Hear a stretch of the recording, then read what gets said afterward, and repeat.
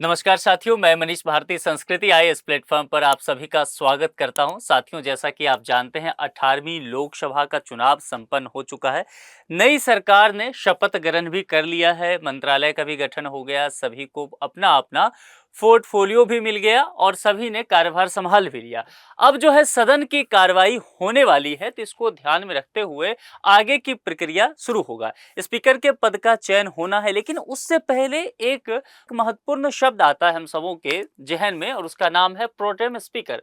अब ये pro tem speaker क्या होते हैं, इसको लेकर के हम विस्तार से चर्चा करने वाले हैं, क्योंकि राष्ट्रपति महोदया ने हाल ही में प्रोटेम स्पीकर की नियुक्ति कर दी है 18वीं लोकसभा के लिए। अब देखते हैं इसके प्रावधान को, समझ लेंगे संवैधानिक रूपरेखा क्या है, इसको लेकर के सभी बातों पर गौर कर लेंगे। उससे पहले आपके लिए एक सूचना है, संस्कृति आईएएस की तरफ से नया फाउंडेशन बैच जारी किया जा रहा है। यह 28 जून शाम के 6:30 बजे से होने वाला है। हाइब्रिड ऑफलाइन और ऑनलाइन माध्यम से आप इसे ले सकते हैं। फाउंडेशन बैच कहने का तात्पर्य है कि प्रीलिम्स और मेंस दोनों ही सेगमेंट इसमें पूरी तरह से शामिल किया जाएगा। आप यदि नामांकन लेना चाहते हैं, इस विषय में विस्तृत जानकारी चाहिए, तो 9555124124 पर संपर्क कर सकते हैं। sanskritIAS.com पर विजिट भी कर सकते हैं या फिर संस्कृति आईएएस ऐप को डाउनलोड करके विस्तृत जानकारी लेकर के अपना नामांकन करा सकते हैं। देखिए, न्यूज़पेपर में ये बात जो है चर्चा में आ गया है कि अपॉइंट किया जा चुका है और भर्तृहरि मेहताब जो है वो प्रो टर्म स्पीकर नियुक्त किए गए हैं लोकसभा के लिए। यहाँ पर डिटेल से देखिए, किरण रिजिजू जो कि इन्होंने ट्वीट करके ये जानकारी दिया है। किरण रिजिजू क्यों ये जानकारी देते हैं, इस बात को भी समझिए, क्योंकि इस बार जो है यह संसदीय कार्य मंत्री हैं। तो संसदीय कार्य मंत्री की ये पूरी जिम्मेदारी हो जाती है कि संसद की कार्यप्रणाली किस हिसाब से चलेगी, यह व्यवस्था करना उन्हीं का काम होता है, जानकारी देना भी उन्हीं का काम है। तो उन्होंने इस बात की जानकारी दिया है। राष्ट्रपति द्रौपदी मुर्मू ने कटक लोकसभा क्षेत्र उड़ीसा से 7 बार सांसद रहे भर्तृहरि मेहताब को 18वीं लोकसभा का प्रोटेम स्पीकर नियुक्त किया है। कौन है भर्तृहरि?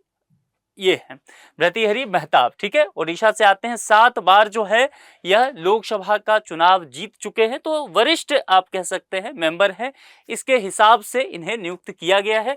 अब यहाँ पर देखिए, जब जानकारी किरण रिजिजू साहब के द्वारा दिया गया, तो यहाँ पर यह कह रहे हैं कि अपॉइंट किया गया है, नाम लेते हुए member of Lok Sabha as speaker pro tem अंदर। यहाँ पर देखिए आर्टिकल 95(1) ये आपके लिए इंपॉर्टेंट होने वाला है। यूपीएससी एस्पिरेंट के लिहाज से बात करें तो संविधान का अनुच्छेद 95(1) के तहत यह काम किया गया है। अब यहाँ पर इनकी ड्यूटीज क्या होने वाला है, जब तक स्पीकर नहीं बन जाते हैं, उनका इलेक्शन नहीं हो जाता है, तब तक ये के जितने भी कार्यभार है इनके द्वारा किया जाएगा। जरा यहाँ पर विस्तार से देख लेते हैं, इस पद के विषय में समझ लेते हैं। देखिए, प्रोटेन शब्द जो है वह लैटिन शब्द है और लैटिन भाषा में इस शब्द का मतलब होता है कुछ समय के लिए, यानी कि टेम्पोररी, अस्थाई आप कह सकते हैं इसे आसान भाषा में। हमेशा के लिए ये नहीं नियुक्त किए गए हैं। इस शब्द का अपने आप में मतलब ही है, यानी कि एक ऐसा स्पीकर होगा। आप जानते हैं कि लोकसभा में एक अध्यक्ष का पद होता है, इंग्लिश में स्पीकर उसे कहा जाता है, ठीक है, जो कि सदन की कार्रवाई वगैरह चलाते हैं। लेकिन इस लोकसभा के लिए 18वीं लोकसभा के लिए भी स्पीकर पद का चयन तो नहीं हुआ, चुनाव नहीं हुआ। 17वीं लोकसभा में कौन थे स्पीकर? तो ओम बिरला थे, ठीक है, लेकिन अभी वो नहीं है। तो अभी सदन की कार्रवाई चलेगी, जितने भी संसद सदस्य आए हैं लोकसभा में चुन करके उनको शपथ वगैरह दिलाने का काम होगा। तो इसके लिए एक व्यक्ति तो चाहिए, तो इसी को कहा गया प्रोटेम स्पीकर, यानी कि एक ऐसा स्पीकर जो कि अस्थाई नहीं है, ठीक है, अस्थाई है, कुछ समय के लिए है। मामला समझ में आ गया?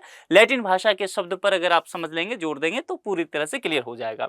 अब इसकी नियुक्ति जो है भारतीय संविधान के आधार पर राष्ट्रपति के द्वारा किया जाता है और लोकसभा अध्यक्ष जब तक नहीं चुन लिए जाते हैं तब तक ये पद पर बने रहेंगे। इनका जो काम है वह तभी तक के लिए है जब तक लोकसभा के जो अब नए अध्यक्ष चुने जाने हैं उनका चयन नहीं हो जाता है।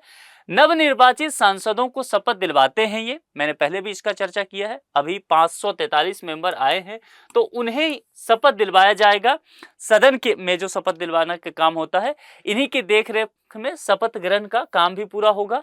और संसदीय परंपरा के मुताबिक राष्ट्रपति सदन में वरिष्ठतम सदस्यों में से किसी एक को प्रोटेम स्पीकर चुन लेते हैं।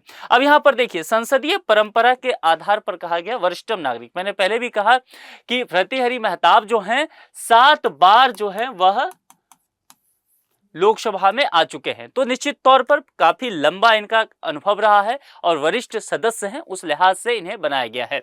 अब इनके दायित्व क्या होने वाले हैं इस पद को लेकर के जरा इसे समझते हैं। प्रारंभिक सत्रों की अध्यक्षता ये करेंगे, यानी कि प्रोटेम अध्यक्ष जो है अस्थायी अध्यक्ष के निर्वाचित होने तक नवनिर्वाचित सदन की प्रथम बैठक की देखरेख करते हैं, क्योंकि प्रथम बैठक के बाद ही जो है यहाँ पर स्थायी सदस्य को लेकर के बात किया जाएगा। पद की शपथ दिलाने की बात, संसद के जितने भी निर्वाचित सदस्य होंगे उनको शपथ भी दिलाने का काम इन्हीं के द्वारा किया जाएगा। अध्यक्ष एवं उपाध्यक्ष के चुनाव का संचालन सबसे महत्वपूर्ण यही हो जाता है, यहां पर ध्यान दीजिए।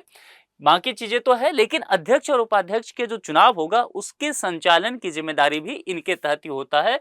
तो यहां पर यह जो है कोशिश करते हैं, या इनकी पूरी जिम्मेदारी आप कह सकते हैं कि प्रक्रिया को बेहद सुगम और सरल बनाया जाए। व्यवस्था और शिष्टाचार बनाए रखना, प्रारंभिक सत्र के दौरान सदन में सुचारू कार्यवाही सुनिश्चित करना और शिष्टाचार बनाए रखना।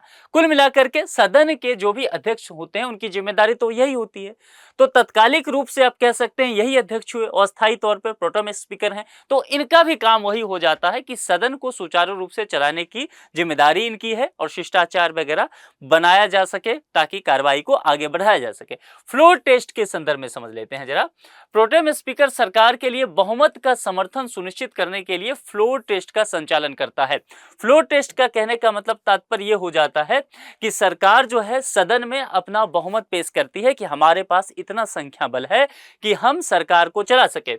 अगर 543 यहां पर सदस्य हैं लोकसभा में, तो 272 वो जादुई आंकड़ा है जो सरकार को साबित करना पड़ेगा। सरकार ने एक बार साबित कर दिया राष्ट्रपति महोदया के समक्ष, तो निश्चित तौर पर वहां तो आप समझ सकते हैं कि इसी वजह से शपथ ग्रहण का काम होता है। मैंने पहले भी बताया है 75(1) अनुच्छेद 75(1) के तहत ये राष्ट्रपति को कह सकते हैं शक्ति दिया गया है संविधान के द्वारा कि यहाँ पर इसके तहत वे प्रधानमंत्री को शपथ दिलवाते हैं, जो भी बहुमत का आंकड़ा लेकर के आएंगे।